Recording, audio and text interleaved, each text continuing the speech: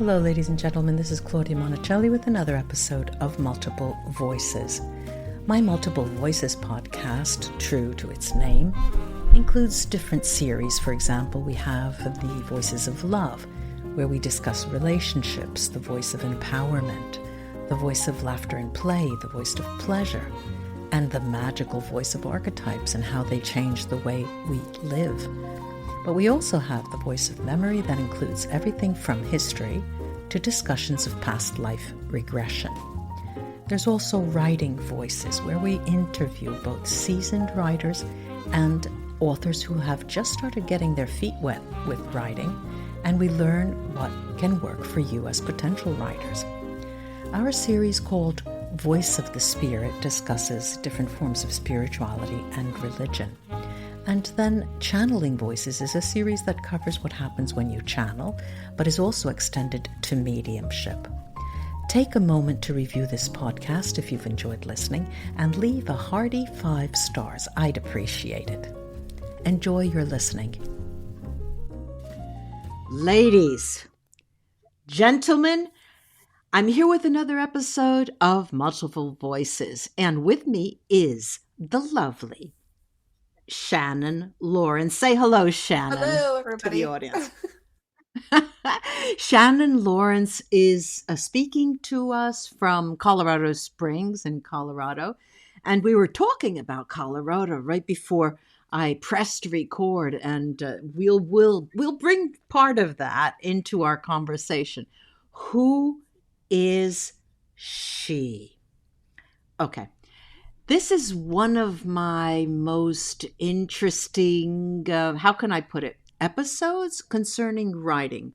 Why? Because those of you who know me know that I have a YouTube channel, and we talk about all things spiritual, but it's 80%, I wouldn't say paranormal, but other normal. And so we do mediumship, we talk about spirits, so when I come up with a beautiful opportunity like this, and I'm not joking, Shannon, it's interesting to understand what the process is for you personally to get ideas into your books. And I'm saying things about you. I didn't even introduce you. She's a horror, short story, and nonfiction author, as well as a true crime and paranormal podcaster. And of course, she's a mom and a wife, a hiker and a photographer. Let's start with your podcast. I see that it's called The Warrior Muse. Where did that name come from? So The Warrior Muse is actually kind of my writing world, and then my podcast is Mysteries, Monsters, and Mayhem. But oh, wait a minute. Say that again slow. Mysteries, Monsters, and Mayhem. Oh, boy. That way we get to cover anything that we find interesting. It's the Wizard of Oz, lions and tigers and bears. Oh, my. So, okay. So how long have you had the podcast? The podcast is relatively new. We're about a year and a half in now.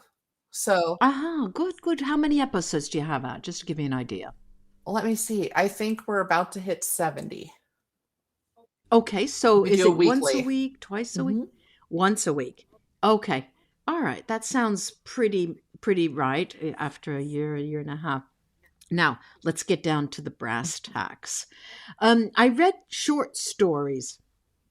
You only write short stories? No, but that's been my focus, because I just have so much fun with them, and they pay off a little faster than, say, writing a novel. Okay. Well, all right. Now tell us,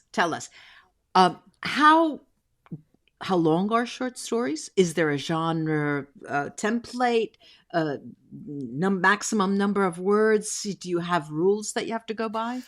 So in general, short stories are going to be, depending on where you look, up to about 8,000 words. Each market is different. Okay. And by market, I mean, say, a magazine or a publisher that does anthologies.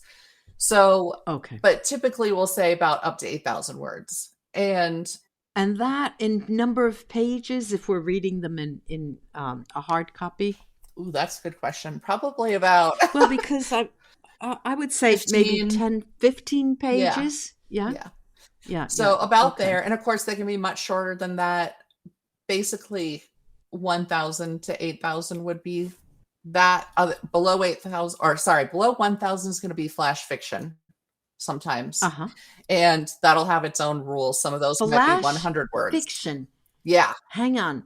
Flash fiction. What is that? that's a super short story, up to 1,000 words.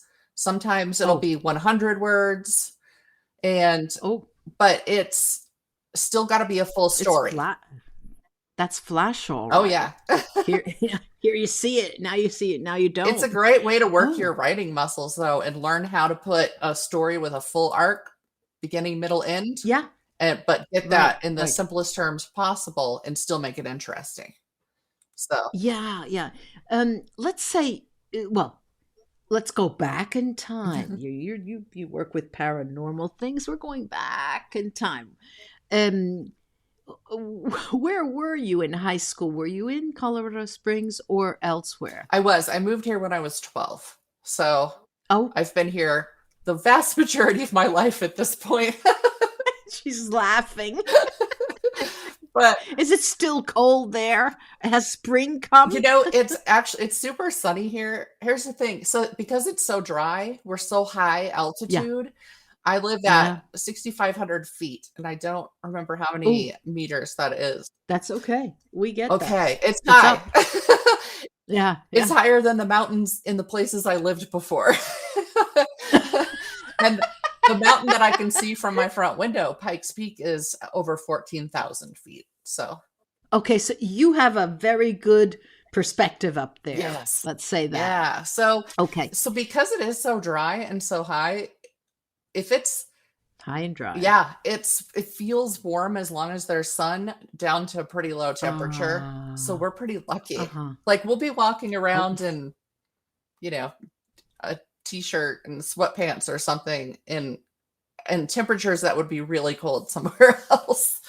I know. I have a very close friend who lives in Colorado, and just weeks ago, let's say a month ago, it was oh terrible there. I mean, it was so cold, snow everywhere. Where in other parts of the United States there was no snow. That's tough. That's but anyway, Yeah. we're not here to No, we're talk not. about the weather. So now we have sunny Colorado way up in the air at 12 years old. You're just getting into high school, At 12, I would have been almost in middle 14. school for 2 more years Yeah, here. yeah. So you went to high school in Colorado Mhm. Springs. What was that like for you? You couldn't wait to get out, or was that one of the best times of your life? Well, okay, yeah, I couldn't wait to get out here.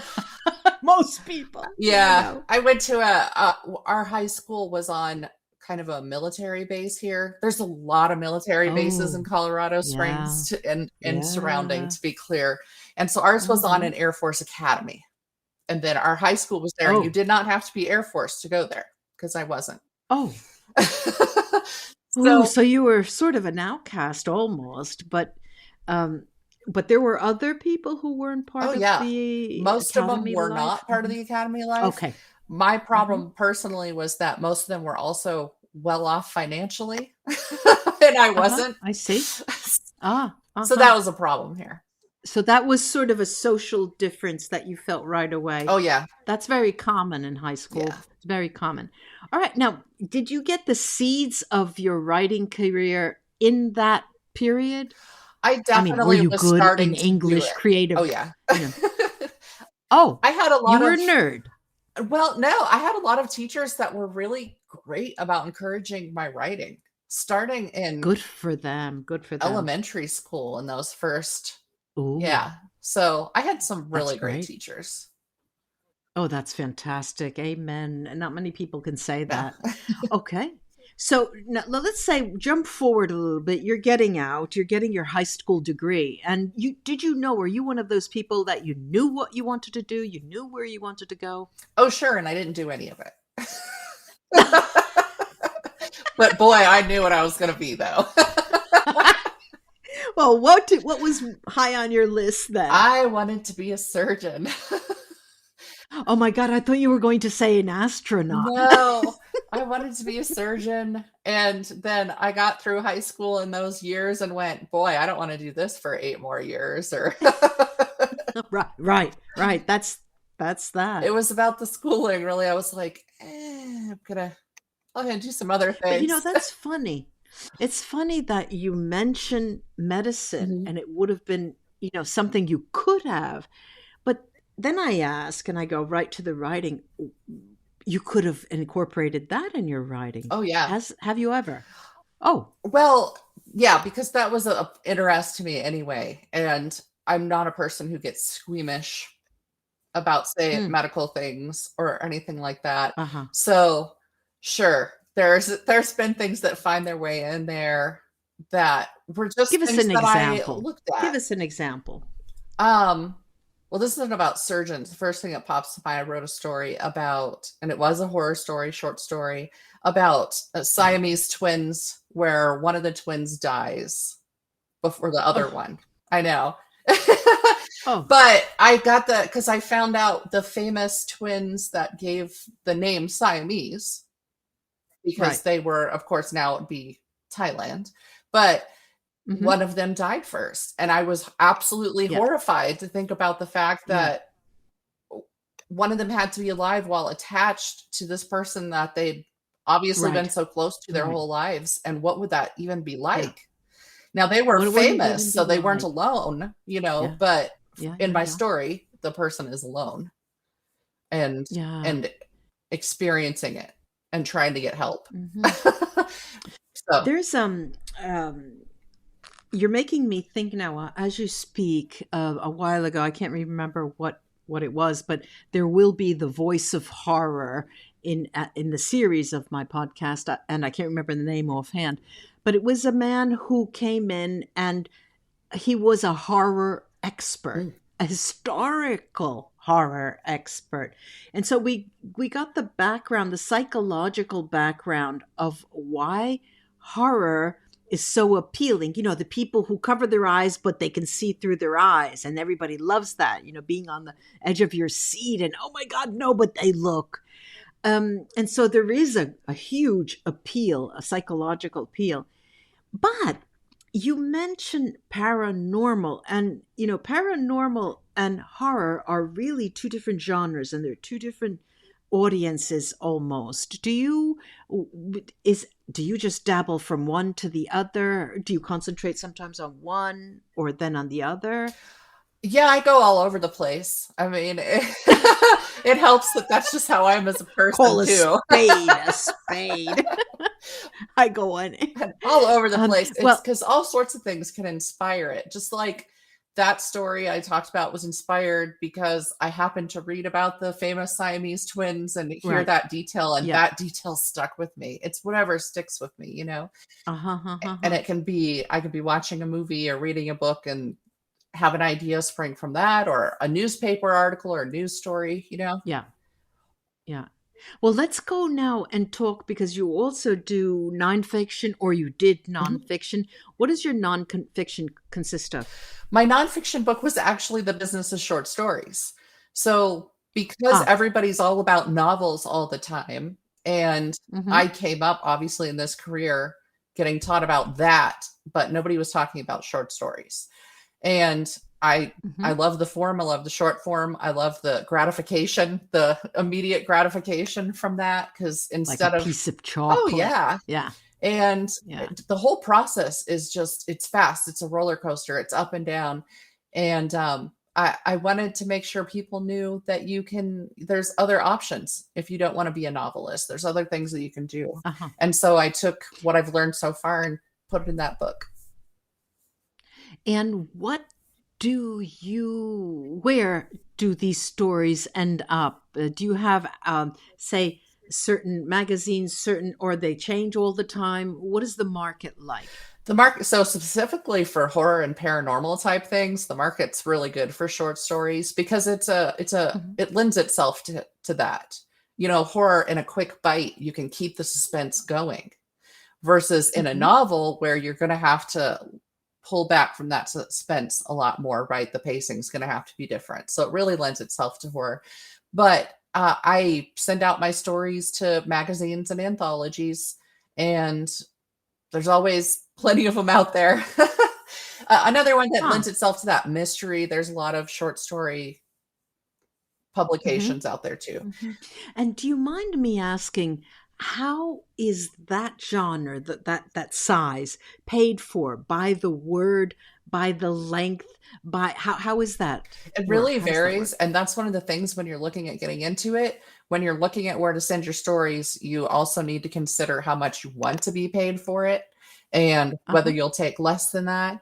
But some of it's by word, and there's what's called pro pay, which will be usually 5 cents a word or over. And then before that Mhm. is semi pro. And then under that Uh-huh. is token, which will be, say, we'll pay you $5 for a whole story, or we'll pay you $50 for a whole story. Oh, It can vary. okay. So anything like 8,000 words, if it's say 5 cents a word, uh, what does that look like? 40, $400? So if Is that it's right? 8 cents a word, let's see, I could do that right now. Times, Yeah, I was so if you trying, have but an I have too 8,000 many word zeros. story, it's $640. So Okay. yeah. And I would say $640. Yeah. most markets are not paying at that. For example, Okay. well, I get that's it. that's if it Okay. was 8 cents a word, sorry. But um yeah, most markets aren't paying pro, but there are some Hmm. that are. Well, I'll You will I'll not give get rich you. off of it. I'll say that right now. Well, look, I'm an academic. Yeah. All of my essays and books never earned that much. Yeah. No. But the books I wrote initially, just like many books, the first year is good. The second, you don't get a vacation out of it. But the academic world is different. They have different, scopes and things. Now, let's get to the paranormal because I'm going to argue with you now, Mhm. Shannon. Get ready for that. Okay. Come at me. All right. Uh, so you said that the horror is excellent because for a short story, you get that instant. You can keep people on the seat of their chair for a long time. But as you were talking, I'm thinking the paranormal. You really have to build up a story Mhm. for that paranormal skill or type. And maybe I want you to prove me wrong. I want to know, how is it for you?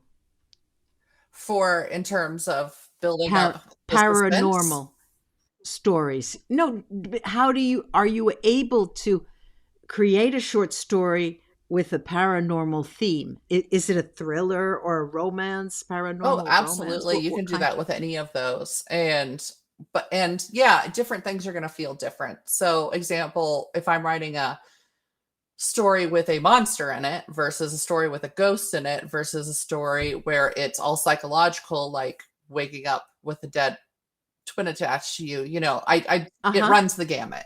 And of course, the mood is Uh-huh. going to be different and the buildup is going to be different. There's not a lot of action if you're attached to somebody who's dead because you can't move. Yeah. And Sure. so yeah, it's mentally all what you're trying to do is get the person, your reader, engaged. So if paranormal, you do Mhm. want to build that up. You don't want to walk in and a ghost is in your face in the first page. Right. Right. Look, tell us some stories. Um, the paranormal short story. Can you tell us a little bit of um, a few stories that they're like your children, you're their babies because you really like them more than others? Can you give us, say, the thread, how it evolves? What was paranormal about it? Let's see. So, in terms of paranormal, this one, I had one that, for example, there's a mountain city that's pretty touristy and it's called Estes Park here in Colorado. And Hmm. there is already an urban legend. There's lore about it, about something called the Blue Mist. Ah, And it was said to creep in the mountains. And it's been around right. for ages and ages and ages. And so I'm reading about it and I'm looking for it. And There's nothing about what is so scary about this blue mist, just this blue mist creeps. And so that was Yeah. one of my earliest stories I got published. And it was fun to write and just fun to imagine because I was like, okay, well, then what's so scary about it? Let's figure that out. So I said it, I had this crazy prospector in the mountains and Mhm. and he knows about the blue mist and his job basically is to clean up after it. Is Okay. how we set that. And it's an entity and he's going out and he's cleaning up the morning. We start with him listening to a family who didn't listen to him and went camping. And he's listening to them Oh, you dying. mean he hear voices? Yeah, He's he's hearing hearing them voices? Okay. screaming and Okay. he's able to pick out who's being taken out when and that sort of thing. Okay. And so then he goes out the next Okay. day to clean that up, but unfortunately a mist starts creeping in while he's out there. So he's Mhm. out in the middle of it and it's haunting him basically with the voices of people that he's had to clean up in the past. He's hearing these people that have Mhm. died in this mist and he has to get back to his house, his cabin to be safe from this mist. And so Uh-huh. in it it's just the experience of this entity, right? But it's wrapped in the mist and Mhm. he only sees something once that's physical. What did he see? It's What it's did he it's see? one of the children. It's one of the children. Oh, So, one of the voices yes. that he heard. Yeah. Uh-huh. But it's taking this child form to bring him in because this is him learning now because he's never gotten caught in the mist before, what it is that pulls these Oh, people and gets it so that they can be drawn into the mist. okay. So, but I don't want to cut you off, but it begs the question, how does it end? I mean, how do they all end? Is it that you really see the end coming? Does it end with a open ending where you're not exactly sure what happened? Or does it end with, oh my God, everybody lived happily ever after and he was saved? Or the poor guy dies in the mist? How many endings could you So offer many, up? and that's the I will Ah! say rarely is it a happy ending in horror. Oh, That's I no, mean, there's a don't say that. survivor, there might be a survivor, and in this he lives, but for him, Hmm. it's not really a happy ending. He lives, but it's to go on with this inevitable cycle of nobody believing him about what's in the mist and him continuing to have to hear these people die over and over and over again and Oh, clean up after it. oh. Okay, so that's how it ends. The Yes. poor guy, Yeah. his life, and yeah, okay. Yeah. All So right. Have you ever found that you write, say, series of short stories? no, I only have done that with my mysteries where it's the same Mm. character who comes back. I haven't Hmm. really done that with horror so far. But the mysteries, are they paranormal mysteries or just mysteries? Just just weird mysteries. I tend to, Okay, nothing yeah. to do with No, paranormal. nothing to do with paranormal. So I haven't continued a Hmm. paranormal story. Hmm.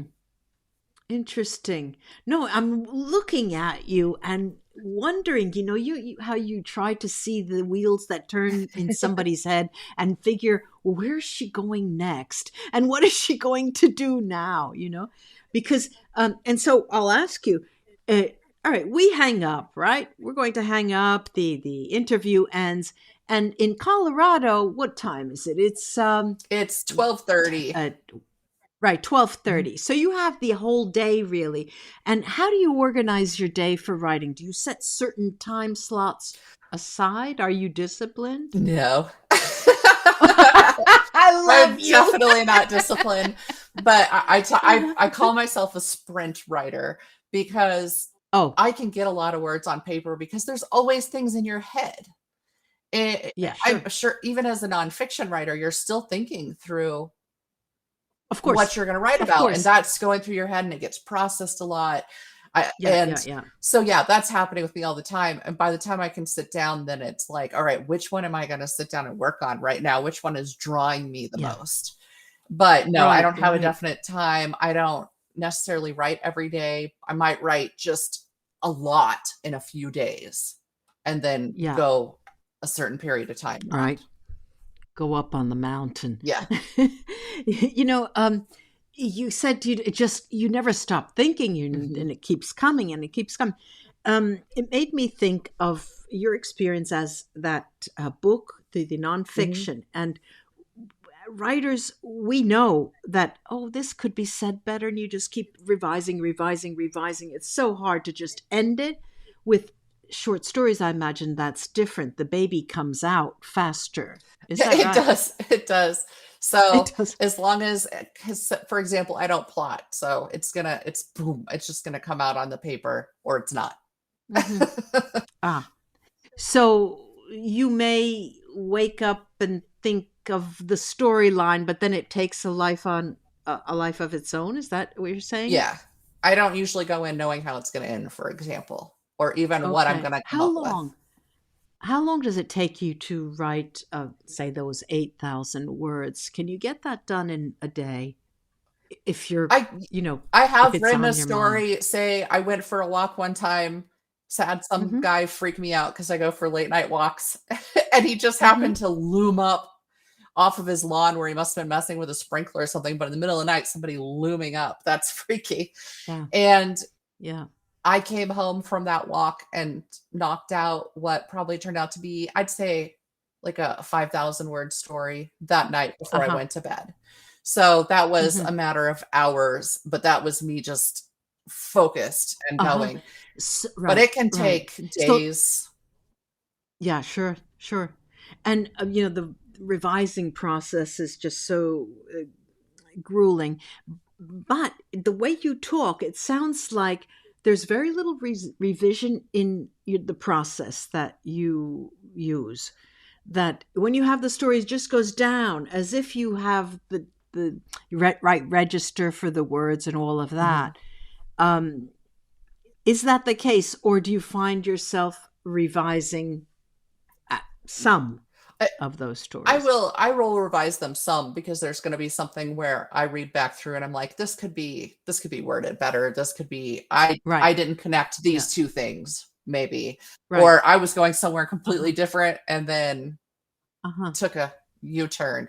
So then you have to Uh-huh. fix that. But I usually will set it aside for a while, for like at least a week before I revise a short story, because that's the thing about a short Yeah. story is it's all still in your head. And so it's Yeah. easy to Yeah. miss mistakes that you've made because your I brain will see. fill it in. Uh-huh. So, Mm-hmm. yeah. So let's say, uh, well, have you ever thought of writing erotica, Oh, I've considered it. There's good money in that. short story? Yes. Yeah. What about using, because what I don't like about today, the paranormal genre, romance or thriller, is that it's just overpopulated with shapeshifters. And I hate that. I hate that. But there are other authors who are really really interesting in the way they bring in the paranormal. In your case, I was thinking, have you ever thought of using, I mean, go full blown paranormal, aliens? With aliens, I haven't I did write. I have one story out there that has aliens in it. And Hmm. so, yeah, I try it. And how was that? I mean, was it just an abduction Oh, no. part of? Ah, There's a I don't know how far Chuck E. Cheese has gotten, but there's a kids restaurant and play place basically with video games and little rides and stuff like that called Chuck E. Cheese. It's all over the place. uh-huh. And I Yeah. set it in a place like that. It's not Chuck E. Cheese. You Yeah. can't do that. Yeah. And Uh-huh. it's the basically inside, the people experiencing this don't see the aliens, but what they do is they take over the children. Ah, And okay. that goes But very bad. But it was a bit of a tongue and in cheek horror comedy. oh, oh, how was that received? Good. It got published at the place I wrote it for. So yeah, That's just as it's long as they fun. paid you. Yes, it was Yeah, fun. yeah. Yeah, it's fun. Yeah. Ah. And so what about the future? Can you see yourself going somewhere else with your writing, a different genre? Probably. I try and write a lot of things, so I have gotten stuff. While I'm kind of known and branded as a horror author, I've had memoir published. I've Mm, had a straight, yours yeah. or someone Yeah, but it was else's? just a little snippet. So this was a short story, so it was just one experience of mine. And Ah, so that was published. But uh-huh. yeah, I've written crime and mystery that's been published, and humor and a little bit of sci-fi. So I try and go all over the place. Not really romance at this point in time, but who knows in the future. Are you aware there's horror erotica? That there's a Oh yeah, whole of line? course. Yeah. Like I was like, Yeah, I could yeah. branch doing that just to Yeah, well, that's why I ask because I know that that's a niche, you know.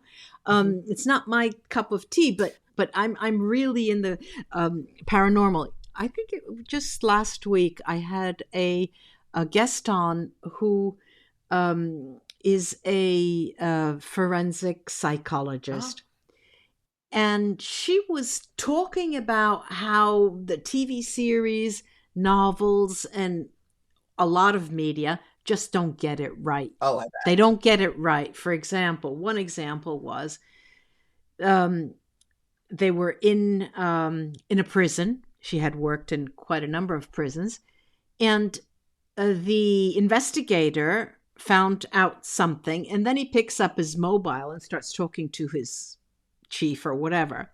And she said, "You can't have a mobile in a prison. No one does. So why did they put it in the series, you know?" So it was interesting because she is also asked to be a consultant for certain things like that. And I was wondering if you had ever yourself gone to professionals or consultants that could give you some idea of how things work in the paranormal, in investigations, in homicide, or stuff like that, because you work with true crime. Mhm. Absolutely. I also have 2 siblings who are cops, for example, and Ah, a third one at the end of very this good. month.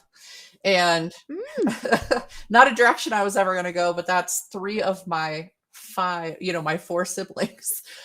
So I can talk wow. to them, and the writing community is such that there's people from all fields. I have a friend who was one of the original FBI profilers. He went through the first Uh huh. class and Yeah. became one, so I can talk to him about FBI profiling, which is another thing people get terribly wrong, right? At Yeah, the of TV course. show Criminal Minds, he hate watches with Yeah, his she was wife. talking about that. Yeah. Yeah. Yeah. His wife loves the Yeah. show and makes him watch it, and he's just like, Yeah. "We didn't have a jet." Yeah. Right. So, they didn't have Yeah. that kind Yeah. of funding. They had a ridiculous, yeah, so stuff like that we do a lot, and especially that's one of the reasons I tend to go to mystery writers meetings, because Oh. they'll bring in a forensic psychologist, for example. I went and listened to Ah. one of those give a workshop on what writers needed to know. And the a good writer is going to reach out to the experts and say, "Hey, can I ask you some Yeah. questions, or can I get you to read this and Hmm. tell me where is this not realistic?" Yeah. So, A of course. mystery writers workshop. Is this an ongoing meeting, say once a month this group meets, Yes, something and like there's a that? couple that do, and but then there's also writers' conferences. I got to Of We course, yeah. had ghost hunters come to one of the writers' conferences, and at that night, we could go and do a ghost hunt with this group. So, we do stuff like that Mhm. too. Now that's nice. Yeah. That's exciting. So you will get Yeah. to hear, "Oh, Well, here's what we use for this, and here's this meter, here's this monitor that we use." So yeah. that's fun too. Yeah. Yeah. Well, we could go on and on. I mean, I might have so many questions. I don't want to keep you, but this was a really good idea of the type of work that you do because not I've not met many people, many writers that just work with short stories, whatever the genre. I Right, haven't. yeah. Um, it's interesting. It's not It's common. interesting. Well, thank you so much for coming on the show, Shannon. I really appreciate you taking the time. Thank you for having me.